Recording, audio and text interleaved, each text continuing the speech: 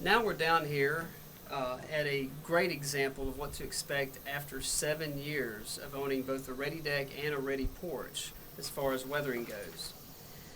This deck and porch have both been stained twice, which is not exactly recommended. The porch 2 times in 7 years is acceptable. The decks you want to do almost every year, guaranteed. But we'll see here underneath the porch.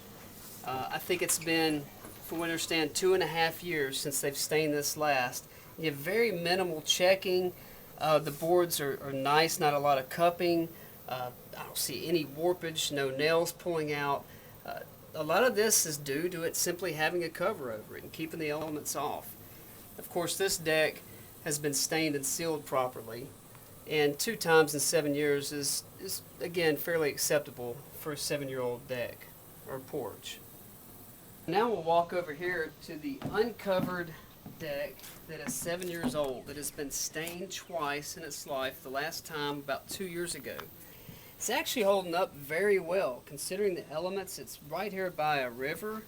From what we understand, it gets a lot of rain, a lot of water every year just dumped on this deck, which is obviously going to wash the oils out and wash the stain away.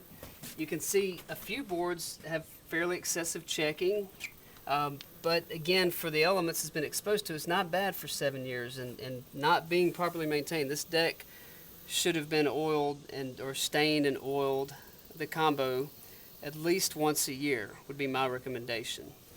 But again, just a few boards could stand to be replaced. You can see over here where we've moved this flower pot. This is something else to expect. A little algae growth from where they've watered the plants often and excessive water building up here. You get some algae growth. That's easy to clean up. That's not nothing to really worry about. Looks bad, not a big deal. The biggest worry is things like this, the cracking, the checking. This is going to start to splinter. Your boards are going to cup a little more with an uncovered deck, just again because it gets so hot, so much exposure to the elements.